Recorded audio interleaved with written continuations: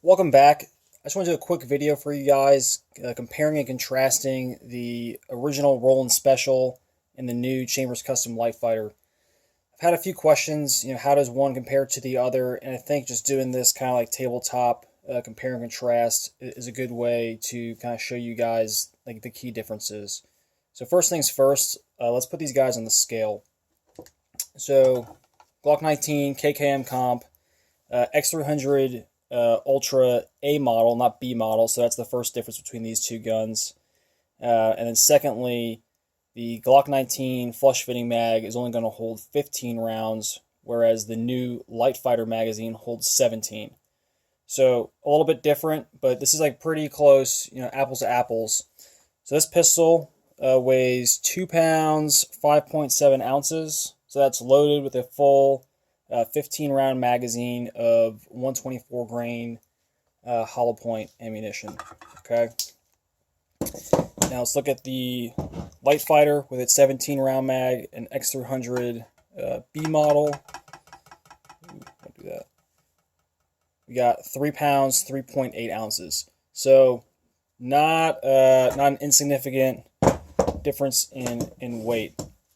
I'd argue that they're pretty similar in balance, but obviously, the Light Fighter having that metal frame, right, whereas the Glock is all polymer, it's going to make the weight sit a little bit lower. So I think that makes it just shoot better to begin with, right? Everything else aside, that's very significant. It also carries, a little bit differently because of the weight distribution.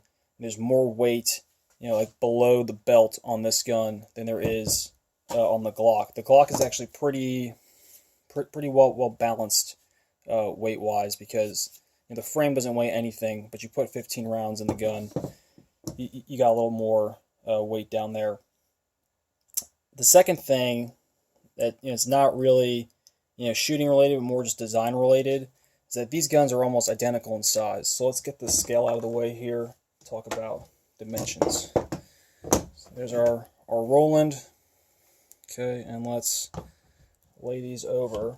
I'm going to align these on the RMR. I'll pick this up for you guys. So you can see these guns are like pretty damn close to being the same dimensions there. All right, let's stabilize you guys again. A little bit more. Okay, good. Another thing I think is pretty significant that I didn't really realize, but you look at the KCAM comp. Everyone always talks about, and this is a very big comp, right? Like it is, it's a very effective comp. But this compensator, we'll use my trainer as a pointer. It's threaded up to here. All right, so we can see the barrel sticking out. So a 19 with a comp, right? It's an extended barrel. It's threaded, and then the comp threads onto the barrel that's sticking out past the slide. So really, the comp is only from there forward. Now you look at the Light Fighter design. We'll drop the mag for this. I'm going to open this gun up.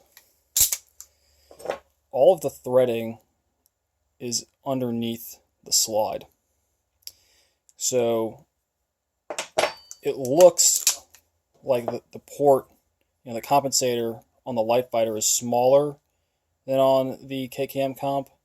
But in reality, if you hold them up, kind of align them at the muzzle, we'll see they are very close in size. Right, so the KKM comp and the baffles, the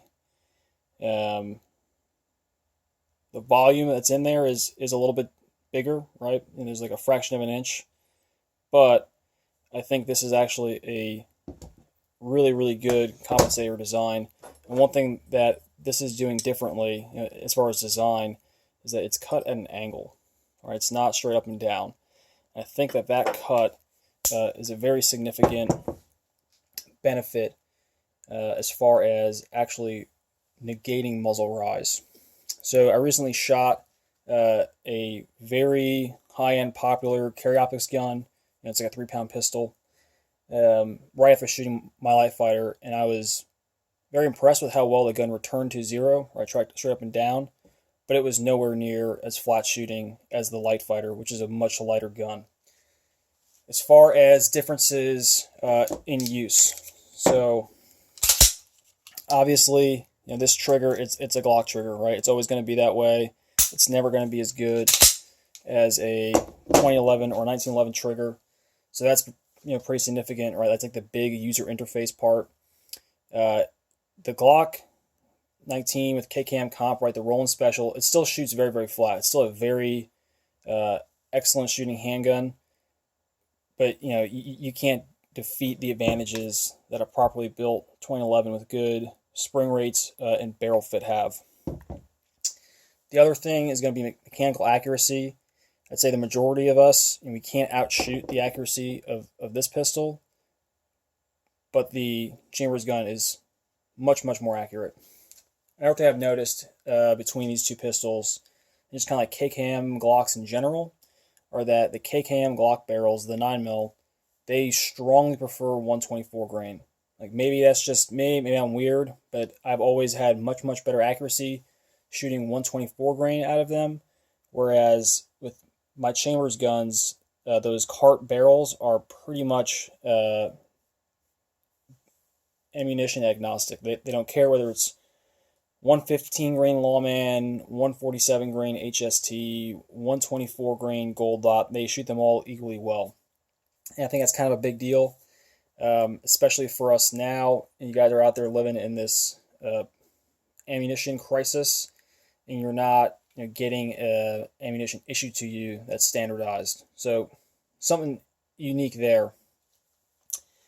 I think these pistols are both, very, very excellent choices for the exact same job. But you got to decide, which one is more important to you.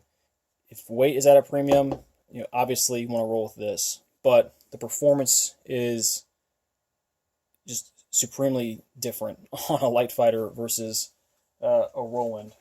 I would say that, shooting the Roland, going from that, it's kind of like moving up from like your classic 19. Like, okay, smaller gun, not as easy to shoot, not as accurate, but I'm getting the benefits of a smaller, lighter, easier to carry gun. Am I willing to sacrifice that size and weight for a little bit better shooting pistol? Like, yes. Okay, now moving on. Am I willing to sacrifice the weight, because the size is the same, for a much better shooting pistol? Well, if you are, this is your baby. Okay. Hey, thanks for tuning in, guys. I really appreciate it. If you have any questions or comments, please leave them in the comment section below, and I will try to get back to you guys as soon as possible. Thanks.